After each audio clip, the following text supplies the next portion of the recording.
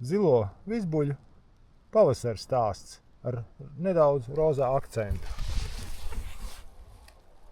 Labdien! Man sauc Agnis Grauduls. Uzņēmums Mežs un vide ikdienā nodarbojos ar mežu saimniekošanu un sniedz konsultācijas par meža saimniecību, bet man arī ir svarīgi gan meža saimnieciskā tāda loma, gan arī dažādi meža emocionālie un skaistuma elementi, kurus nevar izteikt naudā, bet tā ir tikai tāda vērtība. Un viena no tām ir zilie vizbuļi. Un ko tie īstie zilie vizbuļi stāsta par mežu? Viņi stāsta to, ka tajā mežā ir vairāk gaismu pavasarī. Viņiem ir zili ziediņi un ir arī rozā formas. Un paskatās, šitais ir tāds apšu egļu mežs, kur iespējams no sākuma bijis apsis, pēc tam eglis pieauguši paaugā un pamazām iet uz pirmo stāvu. Bet, ir jāsaprot, ka tie zilie vizbuļi ir tāda platlapju meža dabiska sastāvdaļa, un tie ir meži, kur pavasaros ir daudz gaismas, kamēr lapas nav izplaukušas, un tiem ziediņiem ir jāspēj izdarīt visu darbs līdz sēklām, kamēr vēl ienāk gaisma. Un tā puķa ir ļoti fleksibla, patiesībā viņa spēja arī saglabāties labu laiku. Egļu audzējs, kur ir kaut kāds pirmās, otrās paaudzes eglis uzstādīts uz platlapu mežiem, kas ir ļoti tipiska situācija mūsu mežos. Bet tur ir jāņem vērā, ka vienā brīdī tās sugas fleksibilitāte var arī pabeigties, un viņi var sākt samazināties un pāriet uz vietām, kuras nevar apstrādāt, jo viņai ir samērā sarežģīta vairošanās. Viņi vairojās ar sēklām, aputeksnē viņas kukaiņi, bits un kameļus. Tas ir viens no pirmiem maziem nektāra augiem.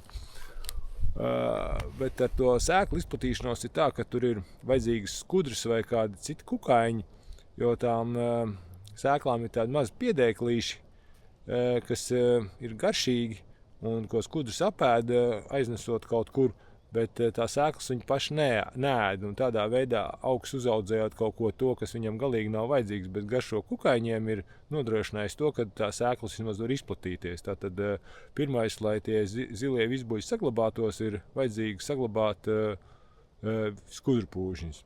Pieņemsim meža skudrus, kuras ir parasti ļoti labi redzams, kur tas pūžņus ir. Otrā lieta ir tas, kad viņām ir samērā lēna dīkšana un vēl ziedēšana. Tas nozīmē, ka viņi var ziedēt 5. 7. gadā pēc iesēšanās, un daži augi zied tikai kādā 30. gadā, tā ir vismaz zinātnieki izpētījuši.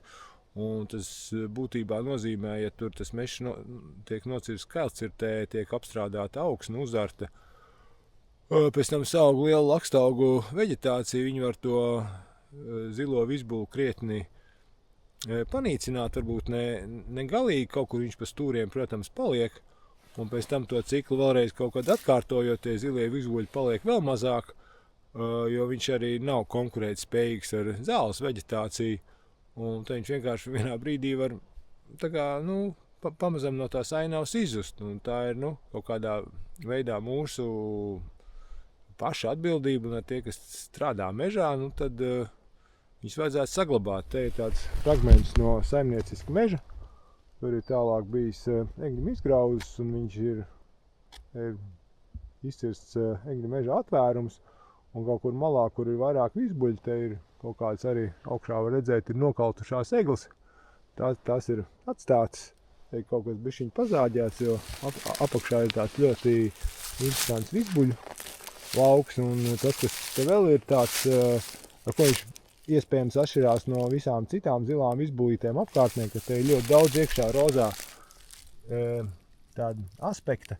Ir daudz rozā ceri. Te ir zili ceri un atkal ir rozā. Pa vidu šitas ir zili rozā audziņš. Tas ir ārstniecības lakats, kurš te bišķiņ mānās.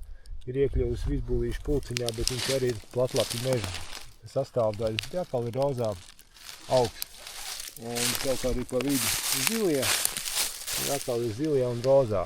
Protams, pastāv uzskats, ka tā rozā krāsa veidojās no tā, kad kaut kas ir ar augstnes skābumu, ja ir skābāka augsne tanīs vietās, tad tie antocīni, kas veido to krāsu, nekrāsojās zili, bet iet uz sarkano pusi, un šajā gadījumā ir rozā. Bet tā kā te viss aug kopā, tad nevarētu domāt, ka šitajā te vienā mazā 10 kvadrātcentimetros te ir kaut kur skāps, un te ir atkal bāzisks. Tā tālāk. Kas vēl par to augu, viņa latīniskais nosaukums ir Hepatica nobilis, tā ir dižā hepātika, iespējams to varētu iztulkot latviski. Un viņam senatnē viņš ir izmantots ārstniecībā, tas ir gan angļu nosaukums ir liverwort, tas ir akna augs, un tas laikam pēc tām lapām viņi ir domājuši, tie senie cilvēki, un tad, bet viņš ir tā kā gundega dzimts augs un indīgs, un ar viņu tā kā īpaši eksperimentēt noteikti nevajag, ja tur nav izcils zināšanas par augu medicīnu. Un,